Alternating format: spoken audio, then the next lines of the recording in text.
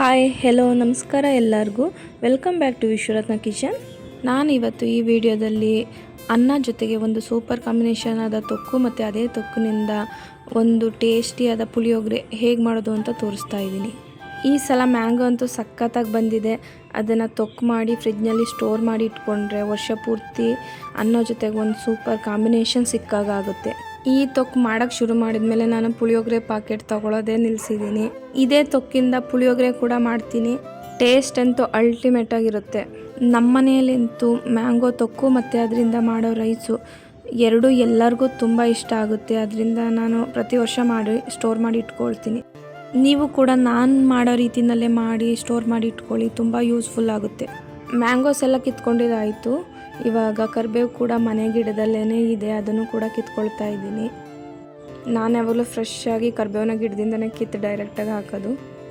ಅದನ್ನು ಇವಾಗ ಒಂದೆರಡು ಸಲ ವಾಶ್ ಮಾಡ್ಕೊಳ್ಳೋಣ. ವಾಶ್ ಮಾಡಿ ಆದಮೇಲೆ ನೀರೆಲ್ಲ ಸೋರಿಸ್ಬಿಟ್ಟು ಕ್ಲೀನ್ ಮಾಡಿ ಎಲೆಗಳೆಲ್ಲ ಬಿಡಿಸಿ ಇಟ್ಕೊಳ್ಳೋಣ. ಇವಾಗ ಮ್ಯಾಂಗೋಸ್ ಕೂಡ ವಾಶ್ ಮಾಡ್ಕೊಳ್ಳೋಣ. ಒಂದು ಅರ್ಧ ಚೀಲ ಆಗೋಷ್ಟು ತೊಗೊಂಡು ಬಂದಿದ್ದೆ. ಮ್ಯಾಂಗೋಗಳ ಮೇಲೆ ಅದರದ್ದು ಹಾಲುಗಳೆಲ್ಲ ಇರುತ್ತೆ, ಅದನ್ನೆಲ್ಲ ನೀಟಾಗಿ ವಾಶ್ ಮಾಡ್ಕೊಳ್ಳೋಣ. ಲಾಸ್ಟ್ ಇಯರೆಲ್ಲ 2 ಟೈಮ್ಸ್ ಮಾಡಿದ್ದೆ, ಸ್ವಲ್ಪ ಈ ಸಲ ಒಟ್ಟಿಗೆ ಜಾಸ್ತಿ ಮಾಡ್ತಾಯಿದ್ದೀನಿ. ನೀರು ಹಾಕಿ ಚೆನ್ನಾಗಿ ವಾಶ್ ಮಾಡಾದಮೇಲೆ ಒಂದು ಬಟ್ಟೆ ಮೇಲೆ ಹರಡ್ಬಿಡ್ತೀನಿ. ಇವಾಗ ಅದರಲ್ಲಿರೋ ವಾಟರ್ ಎಲ್ಲ ಡ್ರೈ ಆಗುತ್ತೆ. ಆಮೇಲೆ ಸಿಪ್ಪೆ ತಗೊಳ್ಳೋಣ. ಈ ರೀತಿ ಸಿಪ್ಪೆ ತೆಗ್ದಾದ್ಮೇಲೆ ತುರ್ಕೊಳ್ಳೋಣ. ಸಿಪ್ಪೆ ತೆಗಿಯೋದು ಮತ್ತು ತುರಿಯೋದಕ್ಕೆ ತುಂಬ ಟೈಮ್ ಬೇಕಾಗುತ್ತೆ. ಆದರೆ ನಾವಂತೂ ತುಂಬ ಖುಷಿಯಿಂದನೇ ಮಾಡ್ತಾಯಿದ್ದೀವಿ. ಊಟದ ರುಚಿನ ಮತ್ತಷ್ಟು ಹೆಚ್ಚಿಸೋದಕ್ಕೆ ಒಂದು ತೊಕ್ಕು ಸಿಗುತ್ತೆ ಅಲ್ವಾ. ಆಲ್ಮೋಸ್ಟ್ ಮಾವಿನಕಾಯಿನೆಲ್ಲ ಪೀಲ್ ಮಾಡಿದ್ದಾಯಿತು. ಇವಾಗ ಅದನ್ನೆಲ್ಲ ತುರ್ಕೊಬಿಡೋಣ.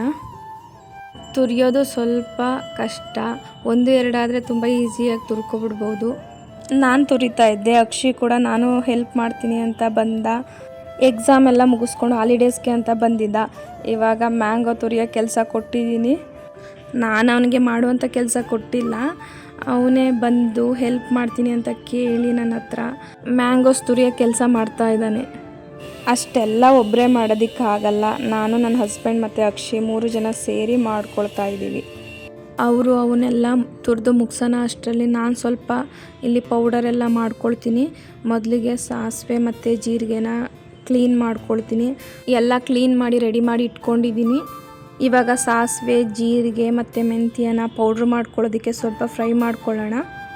ಮೊದಲಿಗೆ ಸ್ಟವ್ ಆನ್ ಮಾಡಿ ಒಂದು ಕಡಾಯಿ ಇಟ್ಕೊಂಡಿದ್ದೀನಿ. ಅದನ್ನೆಲ್ಲ ಫ್ರೈ ಮಾಡ್ಕೊಳ್ಳೋದಕ್ಕೆ ಮೊದಲು ಜೀರಿಗೆನ ಫ್ರೈ ಮಾಡ್ಕೊಳ್ಳೋಣ. ಜೀರಿಗೆದು ಒಳ್ಳೆ ಘಮ ಬರೋ ತನಕ ಚೆನ್ನಾಗಿ ರೋಸ್ಟ್ ಮಾಡಬೇಕಾಗುತ್ತೆ. ಸ್ವಲ್ಪ ಕೆಂಪು ಬರೋ ತನಕನೂ ಸಿಮ್ಮಲ್ಲಿ ಇಟ್ಕೊಂಡು ಫ್ರೈ ಮಾಡ್ಕೊಳ್ತಾ ಇದ್ದೀನಿ. ಇವಾಗ ಆಗಿದೆ, ಇಷ್ಟಾದರೆ ಸಾಕು. ಇವಾಗ ಅದೇ ಪ್ಲೇಟಲ್ಲಿ ಹಾಕ್ಕೊಳ್ತಾ ಇದ್ದೀನಿ. ನೆಕ್ಸ್ಟ್ ಸಾಸಿವೆ ಕೂಡ ಅದೇ ರೀತಿ ಹುರ್ಕೊಳ್ಳೋಣ. ಎಲ್ಲನೂ ಸಿಮ್ಮಲ್ಲಿ ಇಟ್ಕೊಂಡು ಫ್ರೈ ಮಾಡ್ಕೊಳ್ಳೋಣ. ಸಾಸಿವೆ ಪಟ ಅಂತ ಬರೋ ತನಕ ಚೆನ್ನಾಗಿ ಫ್ರೈ ಮಾಡ್ಕೊಳ್ಳೋಣ. ಇವಾಗ ಕಲರ್ ಕೂಡ ಚೇಂಜ್ ಆಗಿದೆ, ಇವಾಗ ಆಗಿದೆ. ಇವಾಗ ಅದನ್ನು ಕೂಡ ಅದೇ ಪ್ಲೇಟ್ಗೆ ಹಾಕ್ಕೊಳ್ಳೋಣ. ಇವಾಗ ನೆಕ್ಸ್ಟ್ ಮೆಂತ್ಯ ಹಾಕ್ಕೊಳ್ಳೋಣ. ಮೆಂತ್ಯನೂ ಕೂಡ ಕೆಂಪು ಬರೋ ತನಕ ಫ್ರೈ ಮಾಡ್ಕೊಳ್ಳೋಣ. ಅದನ್ನು ನಿಧಾನಕ್ಕೆ ಫ್ರೈ ಮಾಡ್ಕೊಳ್ಬೇಕಾಗುತ್ತೆ. ಇವಾಗ ಆಗಿದೆ, ಮೆಂತ್ಯ ಕೂಡ ಕೆಂಪು ಬಂದಿದೆ ನೋಡಿ. ಇವಾಗೆಲ್ಲ ತಣ್ಣ ಆಗಿಬಿಡಲಿ. ತಣ್ಣ ಆದಮೇಲೆ ಪೌಡರ್ ಮಾಡ್ಕೊಳ್ಳೋಣ. ಬೆಲ್ಲನೂ ಪೌಡರ್ ಮಾಡ್ಕೊಳ್ತಾ ಇದ್ದೀನಿ. ಬೆಲ್ಲನ ಸ್ವಲ್ಪ ದಪ್ಪದಾಗಿ ಗೆಜ್ಜಿದ್ದೀನಿ. ಇವಾಗ ಮಿಕ್ಸಿನಲ್ಲಿ ಹಾಕಿ ಗ್ರೈಂಡ್ ಮಾಡ್ತೀನಿ. ನೀಟಾಗಿ ಪೌಡರ್ ಆಗುತ್ತೆ. ಯಾವಾಗಲೂ ಬೆಲ್ಲನ ತುರಿಯೋಕೆ ಹೋಗಲ್ಲ, ಇದೇ ಥರ ನಾನು ಪೌಡರ್ ಮಾಡ್ಕೊಳ್ತೀನಿ. ತೊಕ್ಕುಗೇನು ಪೌಡರ್ ಮಾಡೇ ಹಾಕಬೇಕು ಅಂತ ಏನಿಲ್ಲ, ಹಾಗೇ ಹಾಕಿದ್ರೂ ಕುದಿಸ್ತೀವಲ್ಲ ಆಗ ಕರಗುತ್ತೆ. ಸ್ವಲ್ಪ ಗೆಜ್ಜಿ ಪುಡಿ ಮಾಡಿದ್ನಲ್ಲ ಹಾಗೆ ಕೂಡ ಹಾಕೋಬೋದು. ಇವಾಗೆಲ್ಲ ತಣ್ಣ ಆಗಿದ್ದಾವೆ. ಈಗೆಲ್ಲನೂ ಪೌಡರ್ ಮಾಡ್ಕೊಳ್ತೀನಿ. ಸಾಸಿವೆ ಪೌಡರ್ ಮಾಡ್ಕೊಂಡಿದ್ದಾಯಿತು. ಚೆನ್ನಾಗಿ ನೀಟಾಗಿ ಪೌಡರ್ ಆಗಿದೆ. ಈಗ ಅದೇ ಪ್ಲೇಟ್ನಲ್ಲಿ ಅದನ್ನು ಸುರ್ಕೊಳ್ತಾ ಇದ್ದೀನಿ. ಈಗ ಜೀರಿಗೆ ಪೌಡರ್ ಮಾಡ್ಕೊಳ್ಳೋಣ. ಜೀರಿಗೆ ಕೂಡ ಚೆನ್ನಾಗಿ ಪೌಡರ್ ಆಗಿದೆ. ಅದನ್ನು ಕೂಡ ಅದೇ ಪ್ಲೇಟಲ್ಲಿ ಸುರ್ಕೊಳ್ತಾ ಇದ್ದೀನಿ. ಈಗ ಮೆಂತ್ಯ ಕೂಡ ಪೌಡರ್ ಮಾಡ್ಕೊಳ್ಳೋಣ. ಮೆಂತ್ಯ ಕೂಡ ನೀಟಾಗಿ ಪೌಡರ್ ಆಗಿದೆ. ಅದನ್ನು ಅದೇ ಪ್ಲೇಟಲ್ಲಿ ಸುರ್ಕೊಳ್ತಾ ಇದ್ದೀನಿ.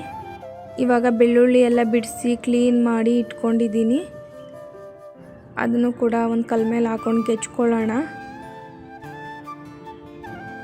ಇಷ್ಟು ಕೆಚ್ಕೊಂಡ್ರೆ ಸಾಕು.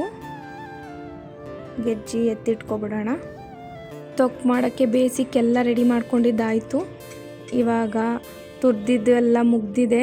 ಅದನ್ನೆಲ್ಲ ಒಂದು ಪಾತ್ರೆಗೆ ಹಾಕಿ ಮಿಕ್ಸ್ ಮಾಡ್ಕೊಳ್ಳೋಣ. ಅದಕ್ಕೆ ಇವಾಗ 1 ಪ್ಯಾಕೆಟಷ್ಟು ಸಾಲ್ಟ್ ಹಾಕ್ತಾಯಿದ್ದೀನಿ. ಪಾತ್ರೆ ವೀಡಿಯೋದಲ್ಲಿ ಮಾತ್ರ ಚಿಕ್ಕದಾಗಿ ಕಾಣಿಸ್ತಿದೆ ಅಷ್ಟೇ, ದೊಡ್ಡ ಪಾತ್ರೆ. 1 kg ಉಪ್ಪು ಬೇಕು ಅಷ್ಟಕ್ಕೆ.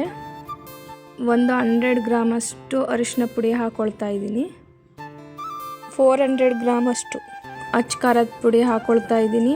ಖಾರ ಜೊತೆಗೆ ಕಲ್ಲರು ಕೊಡಲಿ ಅಂತ ನಾನಿಲ್ಲಿ ಕಾಶ್ಮೀರಿ ಚಿಲ್ಲಿ ಪೌಡರ್ ಕೂಡ ಬಳಸಿದ್ದೀನಿ. ಮೊದಲೇ ಪೌಡರ್ ಮಾಡಿ ಇಟ್ಕೊಂಡಿದ್ನಲ್ಲ ಅದನ್ನೆಲ್ಲ ಇವಾಗ ಇದಕ್ಕೆ ಮಿಕ್ಸ್ ಮಾಡ್ಕೊಳ್ಳೋಣ. ಸಾಸಿವೆ ಪೌಡ್ರ್ ಮಿಕ್ಸ್ ಮಾಡಿದೆ, ಇವಾಗ ಜೀರಿಗೆ ಪೌಡ್ರ್ ಮಿಕ್ಸ್ ಮಾಡ್ತಾಯಿದ್ದೀನಿ.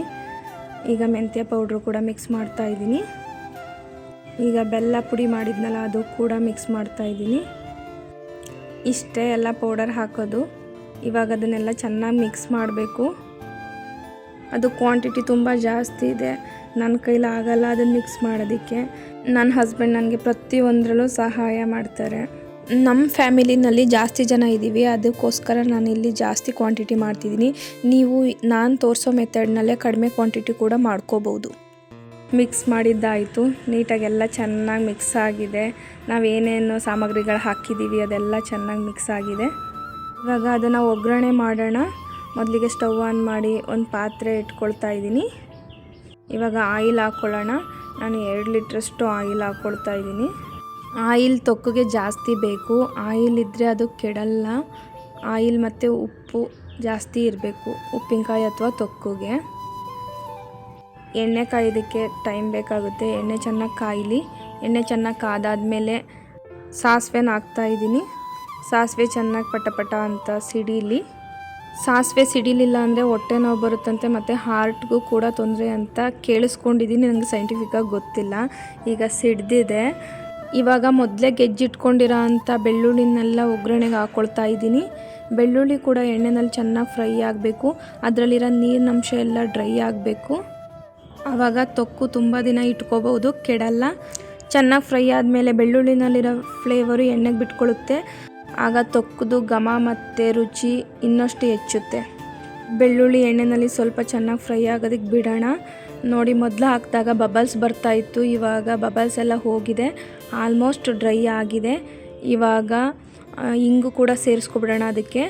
ಇವಾಗಲೇ ಕರಿಬೇವು ಕೂಡ ಹಾಕೊಬಿಡೋಣ. ಬೆಳ್ಳುಳ್ಳಿ ಜೊತೆ ಕರಿಬೇವು ಕೂಡ ಚೆನ್ನಾಗಿ ಡ್ರೈ ಆಗುತ್ತೆ. ಕರಿಬೇವಿನಲ್ಲಿರೋ ನೀರಿನಂಶ ಕೂಡ ಚೆನ್ನಾಗಿ ಡ್ರೈ ಆಗಬೇಕು, ಇಲ್ಲಾಂದರೆ ತೊಕ್ಕು ಬೇಗ ಹಾಳಾಗಿಬಿಡುತ್ತೆ. ಯಾವುದೇ ರೀತಿಯ ನೀರಿನಂಶ ಇರಬಾರ್ದು. ನೀರಿನಂಶ ಇಲ್ಲ ಅಂದರೆ ತುಂಬ ದಿನ ಇಡ್ಬೋದು.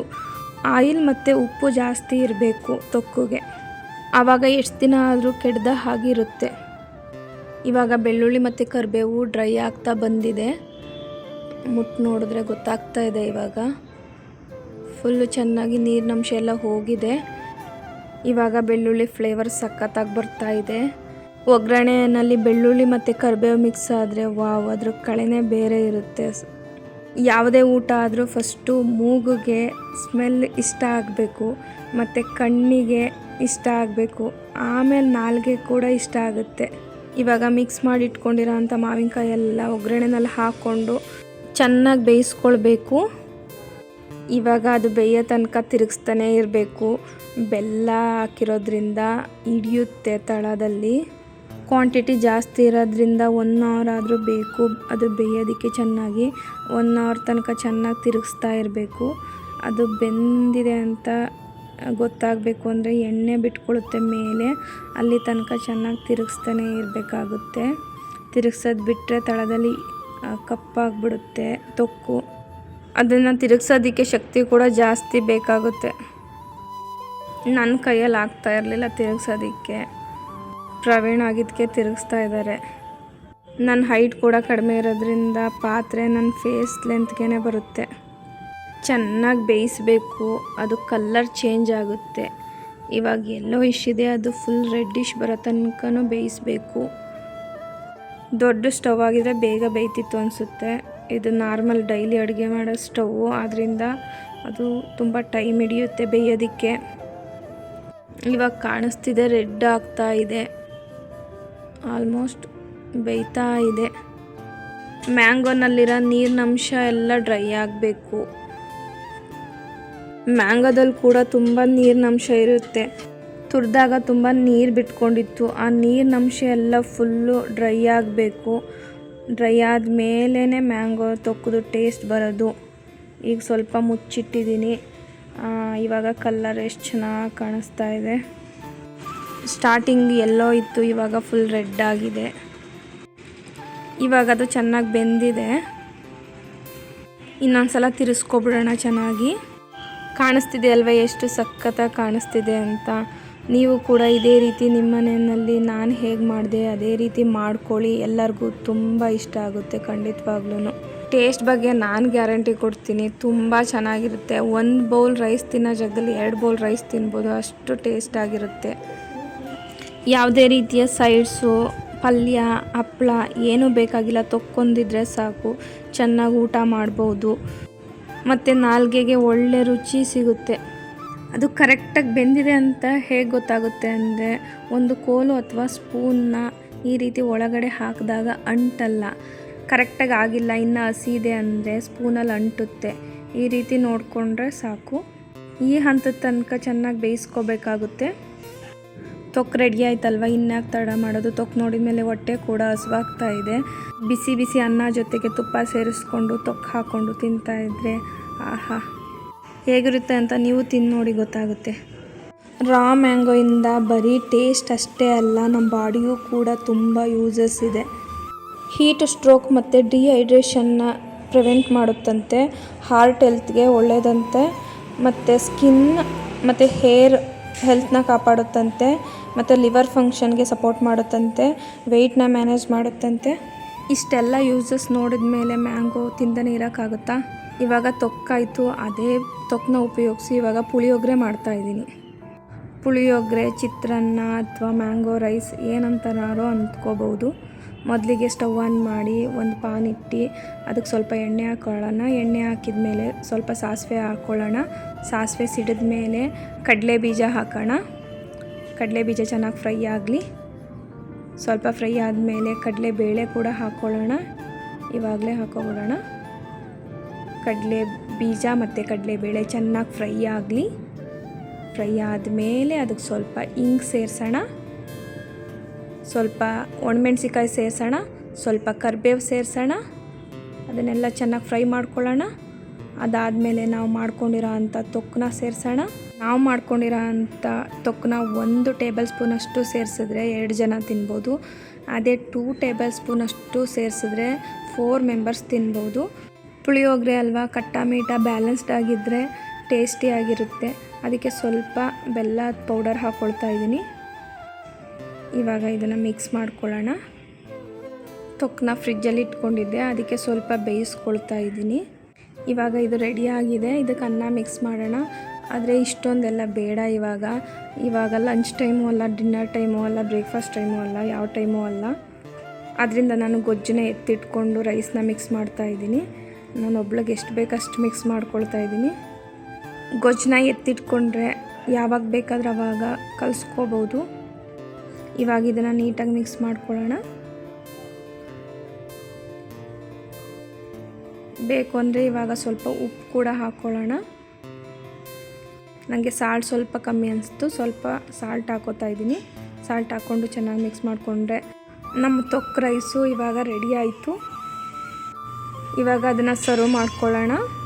ನಾವು ನಾರ್ಮಲ್ ಪುಳಿಯೋಗರೆ ಏನು ತಿಂತೀವಿ ಅದಕ್ಕಿಂತ ತುಂಬ ಪಟ್ಟು ಟೇಸ್ಟು ಜಾಸ್ತಿ ಇರುತ್ತೆ ಈ ಮ್ಯಾಂಗೋ ರೈಸ್ ಅಥವಾ ತೊಕ್ಕು ರೈಸ್. ನಾನು ತೊಕ್ಕು ಮತ್ತು ಮ್ಯಾಂಗೋ ರೈಸ್ ಹೇಗೆ ಮಾಡಿದೆ ಅಂತ ನೋಡಿದ್ರಿ ಅಲ್ವಾ. ಇದೇ ರೀತಿ ನೀವು ಕೂಡ ಟ್ರೈ ಮಾಡಿ ಮನೆಯಲ್ಲಿ ಹೇಗಿತ್ತು ಅಂತ ಕಮೆಂಟ್ಸಲ್ಲಿ ತಿಳಿಸಿ. ಇವಾಗ ಮ್ಯಾಂಗೋ ರೈಸ್ ಅಥವಾ ತೊಕ್ಕು ರೈಸ್ ರೆಡಿಯಾಗಿದೆ. ನಾನು ಟೈಮ್ ವೇಸ್ಟ್ ಮಾಡಲ್ಲ, ತಿಂತಾಯಿರ್ತೀನಿ. ಮ್ಯಾಂಗೋ ಸೀಸನ್ನಲ್ಲಿ ಈ ಥರ ಒಂದು ತೊಕ್ಕು ಮಾಡಿಟ್ಕೊಂಡ್ರೆ ಏನಾದರೂ ತಿಂಡಿ ಮಾಡೋಕ್ಕೆ ಟೈಮ್ ಇಲ್ಲ, ಅರ್ಜೆಂಟ್ ಇದೆ ಅಂದಾಗ ಮ್ಯಾಂಗೋ ರೈಸ್ ಕೂಡ ಈ ರೀತಿ ಮಾಡ್ಕೋಬೋದು. ಸಾಂಬಾರು ಮಾಡೋಕ್ಕೆ ಟೈಮ್ ಇಲ್ಲ ಅಂದಾಗ ತೊಕ್ಕು ಜೊತೆ ರೈಸ್ ಊಟ ಮಾಡ್ಬೋದು.